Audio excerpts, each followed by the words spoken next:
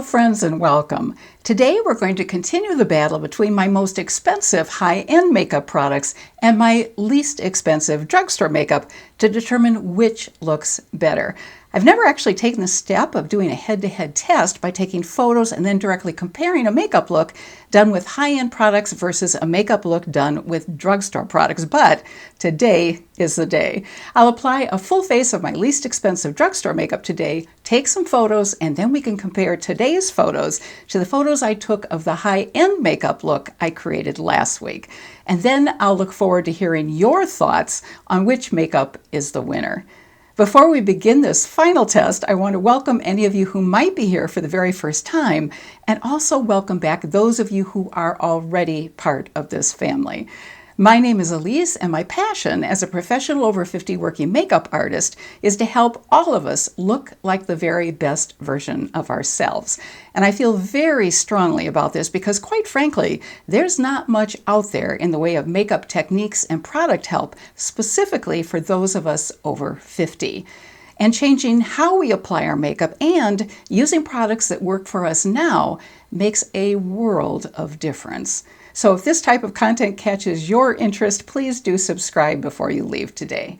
All right, let's get to it. I've done exactly the same skin prep and used the same moisturizers and eye primer as I did when I applied my high-end products. But I did use my least expensive face primer, which is e.l.f.'s new liquid poreless putty face primer. Up until now, this has come as a cream rather than a liquid, so it's a lot easier to get out of the tube and also to apply. And as always, you'll find links to all the products that I'll be using today in the description box below. And I also want to let you know that the only brand that I'll be using today that is not cruelty-free is Revlon.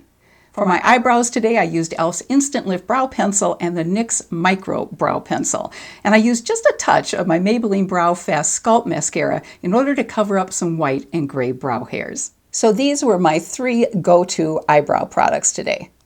My eyeshadow will be this amazing $3 bite-sized palette from e.l.f. in the shade I Love You a Latte. And this is my brand new palette because I have already hit pan on my first one. And one of the reasons I do love this palette so much is because these shades look great on everyone. And as I mentioned, I already purchased the second one because I don't want to be without it. I also love e.l.f.'s bite-sized cream and sugar palette, their pumpkin pie palette, and the truffles palette. Let me give you a look at those. This is cream and sugar, which has 2 mattes and 2 shimmers.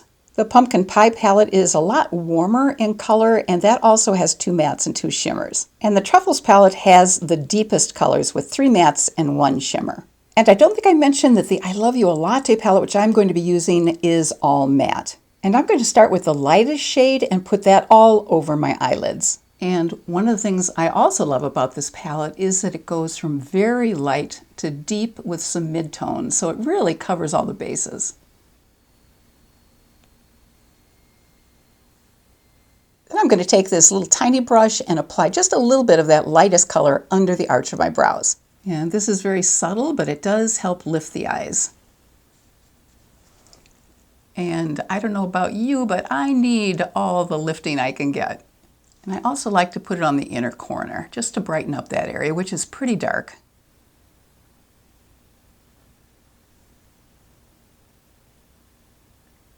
Then I'm going to take these 2 mid-tone colors and I'm going to combine them and put them in the crease. And the reason this palette works so well for everyone is that these are very neutral colors. So whether you have a cool, warm, or neutral undertone, these colors will really work for you. As you can see, I'm going a little bit higher over here again as a lifting technique. And these colors blend so flawlessly and so easily. You literally cannot make a mistake. And for $3, it's pretty unbelievable. And just a little bit more on this outer corner especially. And I want to make sure that it comes up high enough because I have hooded eyes and I want to be able to see that eyeshadow when my eyes are at rest. Bring it up just a little bit. And I'm taking a blending brush and just going over all the edges just to make it a little bit softer. And I'm going to take that brush again, and I'm just going to go up a little bit higher toward the arch, just so I have more of a gradation of color. And then blend that in. Blending is the absolute key to eyeshadow. Then I'm going to take a little bit of this deepest color and put it on the outer corner of the lid and the crease. And I'm using a fluffier brush. I'm actually using the same brush that I used earlier because I want a very light application, not a real deep application of color. So with a fluffier brush, you get a much softer look. If I were to use a denser brush, I get a lot more product and this color would look a lot deeper. And now I want to take my blending brush and just go over the edges so they combine. Again, I don't want any harsh demarcation. I want it all to blend together and look very smooth and natural. And in order to match the shimmer in the middle of my eyelid look that I did with my high-end Natasha Denona Biba palette last week, I'll use just a touch of e.l.f.'s liquid metallic eyeshadow in the shade Moon just on the center of my eyelids. And this is the shade Moon. And if you like a little bit more shine and shimmer, they also make a variety of liquid eyeshadow that has a little bit more shimmer in it. So I'm just going to put a little of this right in the middle and then blend it in with my finger. Just pat it. And you can see that gives just a little bit more of a spotlight effect in the middle of the lid. This is really a pretty color. I'll use the darkest shade in e.l.f.'s I Love You a Latte palette as my eyeliner and then apply mascara. And I'll do this off camera and I'll be right back. Although I love L'Oreal's Age Perfect Serum Foundation, it's definitely not my least expensive drugstore foundation. But this one is. It's my Wet n Wild Photo Focus Foundation. And I'm going to combine a little of the dewy version of this foundation with some of the matte version. So I'll hopefully end up with a slight glow. I always like to shake my foundation first because there's no doubt that it settles a little bit. So this is the dewy version, and beneath it is the matte. And I wear the shade Rose Ivory in both of these. So I'm mixing them together on the back of my hand, and I'm just going to dot them on. This looks really light, but hopefully it will blend in. I actually prefer a foundation that's a little lighter than a little bit darker, because I think it really wakes up my skin a bit. All right, I'm just going to press in first.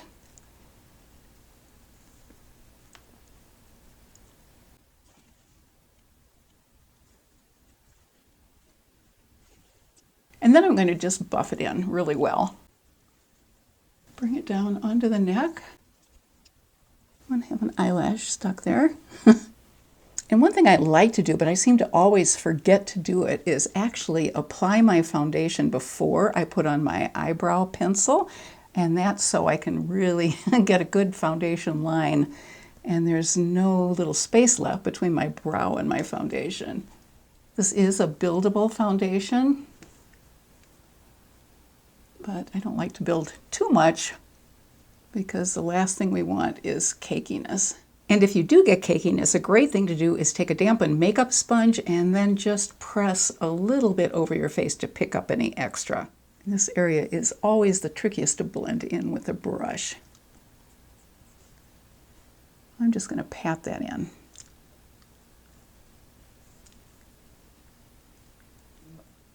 And also, if you have any foundation that settles into fine lines, this will pick up the excess.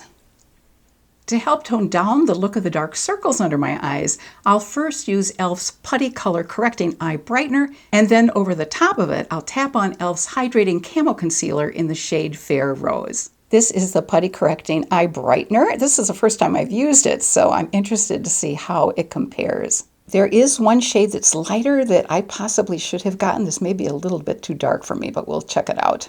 I think this will work out with the concealer over it.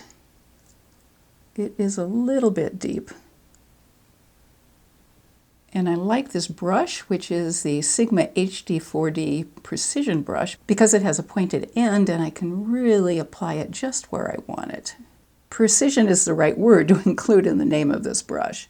This is a new shade of the e.l.f. Hydrating Camo Concealer. It is lighter than the shade I'm usually using, so I may have gone too light on this one. We'll see. This doe foot applicator is pretty large, so you have to really be careful not to get way too much. Things are looking a little bit light on the face, but once I get contouring on and blush, I think will improve the look. And now I'm going to tap on some of e.l.f.'s Halo Glow powder in pink to ensure that the concealer doesn't crease. So I tap just a little bit in the top and I'll pick it up with my makeup powder puff. Now this is not a drugstore product, but there certainly are products very similar to this at a drugstore cost. I'm going to pat it into my wrist to make sure that I have it blended onto the puff really well. And then I'm just going to press it against the under eye. Catrice's True Skin Concealer costs the same as the e.l.f. Hydrating Camo Concealer, and it's a good color match to cover my age spots and to put around the edge of my lips. So that's what I'll be using as my concealer on the rest of my face. I also love the e.l.f. True Skin Foundation, but it is a little bit more expensive than the one I used today from Wet n Wild. This is a little bit deeper than my foundation color, but I think it blends in okay.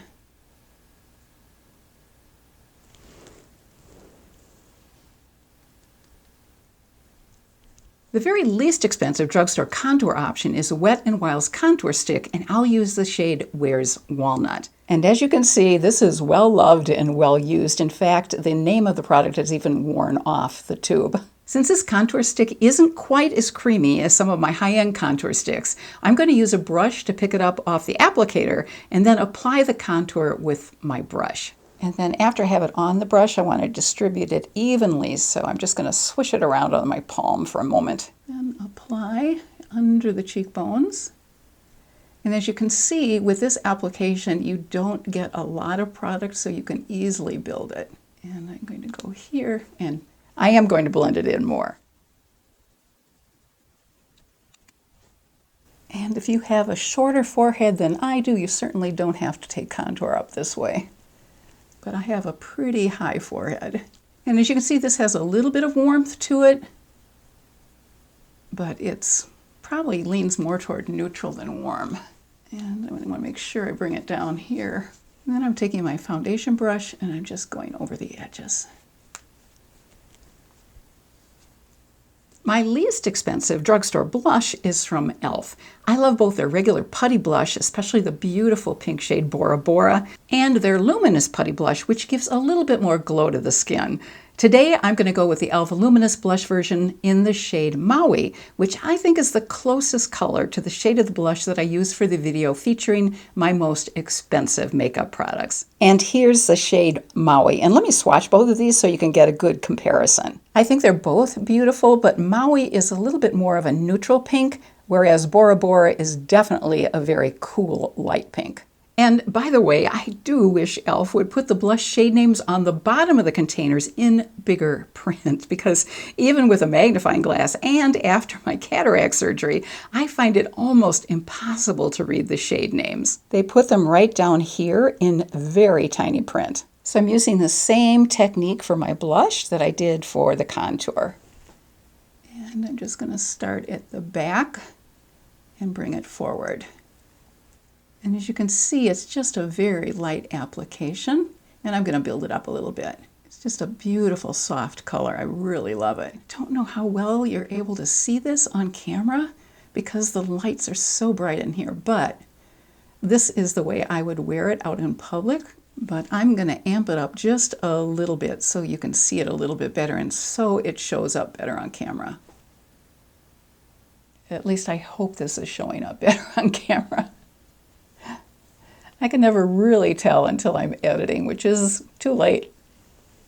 As you can see, it just goes on so easily. And I always like to put the lid on very tightly on any cream product. Although one of my favorite drugstore highlighters is Wet n Wild's Liquid Mega Glow Highlighter, their stick highlighter is a little bit less expensive, so that's the one I'm going to be going with today. It's the shade called When the Nude Strikes. I'm going to go ahead and pick some of this product up on my finger after applying it on the back of my wrist so I can warm it up a bit, which makes it a lot easier to apply. And here's what this shade looks like. This is a much less glowy version than the liquid one. And then I'm just going to dot it on above my blush. Just gives a little bit more glow to the face. And a little bit more glow translates in a little bit more of a youthful look. Because as most of us remember, when we were younger, there was a little bit more natural glow to our skin. I think you can see the difference with the glow here.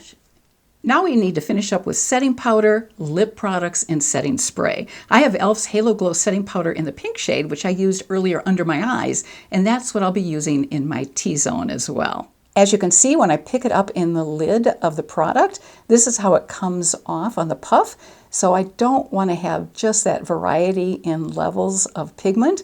So I'm going to push it into my palm so I spread it in a little bit more evenly. And then I'm just going to pat along my T-zone.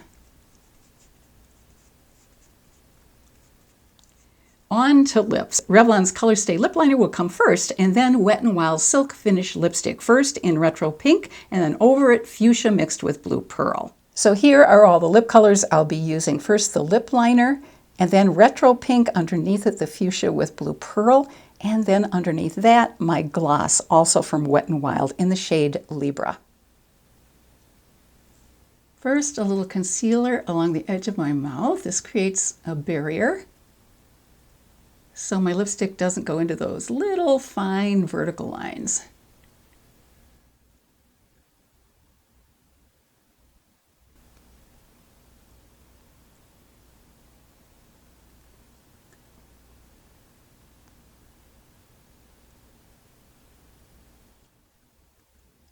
And now the gloss.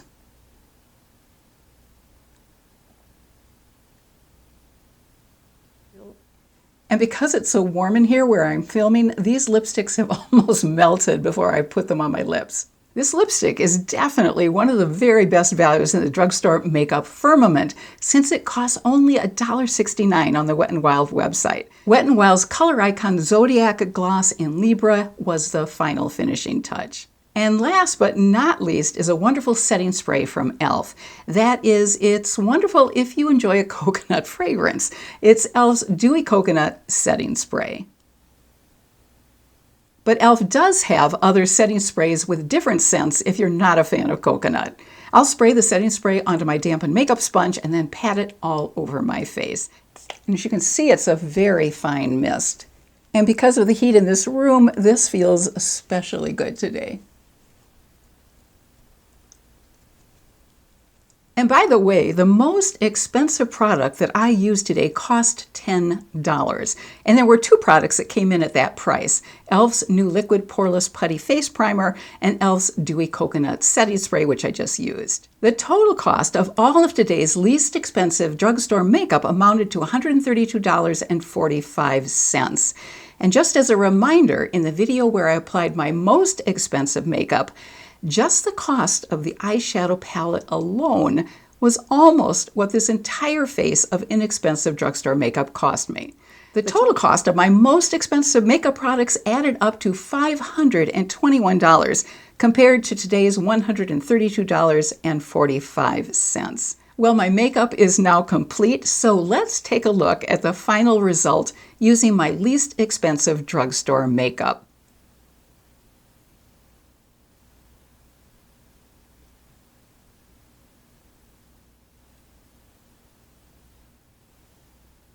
Now let's put photos of my least expensive makeup look next to photos of my most expensive makeup look so you can compare them.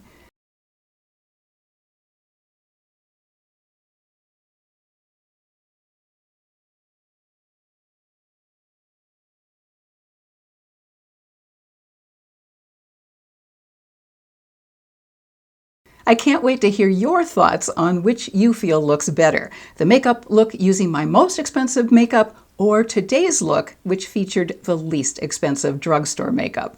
You will determine the winner.